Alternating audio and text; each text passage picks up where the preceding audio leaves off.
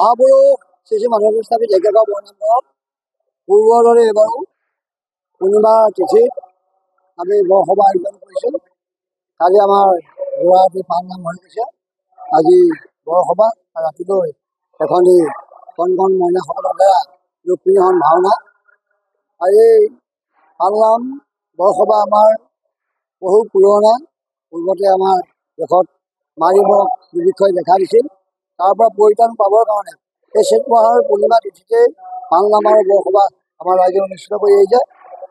আৰু তেতিয়াৰ পৰাই পালনাম চলি আছে। এই জাতি ধৰ্ম বৰ্ণ ভাষা নিৰ্বিশেষে সমগ্ৰ ৰাইজকে আমাৰ আশীৰ্বাদ প্ৰদান কৰিছে আৰু সমগ্ৰ ৰাইজেও আমাৰ ইয়াত অংশগ্ৰহণ কৰিছে। সেয়েহে এই সুযোগতে আমাৰ এই বৰসভাৰ তৰফৰ পৰা পালনামৰ তৰফৰ পৰা মহাপুৰুষজনৰ অক্ষয় বন্তি তৰফৰ পৰা আমি সকলোকে আমি আশীৰ্বাদ প্ৰদান কৰিম। লগতে আমাৰ আহি আছে ৰঙালী বিহু। এই সুযোগতে আমাৰ ৰঙালী বিহু আমি নৱবৰ্ষৰ সকলোজনকে আশীৰ্বাদ প্ৰদান কৰিম। আমি অসমীয়া জাতি আমি একেলগতে থাকিম। আমি একেলগতে থাকি পেলাই আমাৰ যি কলা কৃষ্টি সংস্কৃতি আৰু গুৰুজনাৰ যি কলা কৃষ্টি সংস্কৃতি পিতৃ পিতামহসকলৰ যি আমাৰ কলা কৃষ্টি সংস্কৃতি এইখিনি আমি জীয়াই ৰাখিম। আৰু উঠি অহা প্ৰজন্মক আমি আহ্বান জনাইছোঁ যে নামঘৰলৈ আহক। নামঘৰলৈ আহি পেলাই আধ্যাত্মিক ৰক্ষা কৰি এজন সুস্থ সবল নাগৰিক হৈ দেশ মাতৃ সেৱা। ধন্যবাদ।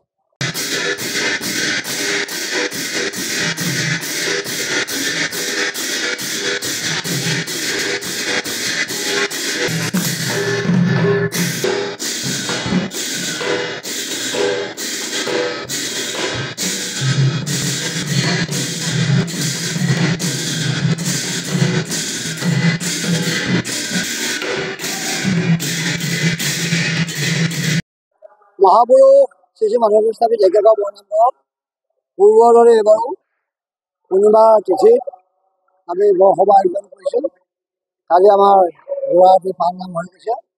আজি বৰসভা ৰাতিলৈ এখনি কণ কণ মইনাসকলৰ দ্বাৰা ৰুক্মিণীহৰণ ভাওনা। আৰু এই পালনাম বৰসভা আমাৰ বহু পুৰণা। পূৰ্বতে আমাৰ দেশত মাৰিমক দুৰ্ভিক্ষই দেখা দিছিল।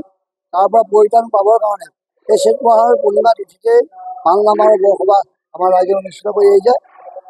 আৰু তেতিয়াৰ পৰাই পালনাম চলি আছে। এই জাতি ধৰ্ম বৰ্ণ ভাষা নিৰ্বিশেষে সমগ্ৰ ৰাইজকে আমাৰ আশীৰ্বাদ প্ৰদান কৰিছে আৰু সমগ্ৰ ৰাইজেও আমাৰ ইয়াত অংশগ্ৰহণ কৰিছে।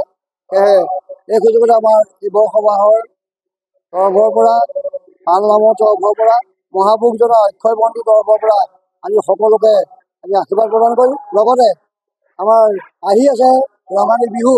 এই সুযোগতে আমাৰ ৰঙালী বিহু আমি নৱবৰ্ষৰ সকলোজনকে আশীৰ্বাদ প্ৰদান কৰিম।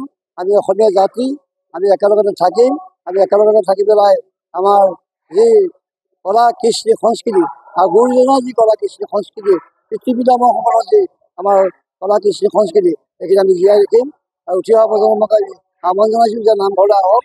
নামঘৰলৈ আহি পেলাই আধ্যাত্মিক ৰক্ষা কৰি এজন সুস্থ সবল নাগৰিক হৈ দেশ মাতৃ সেৱা। ধন্যবাদ।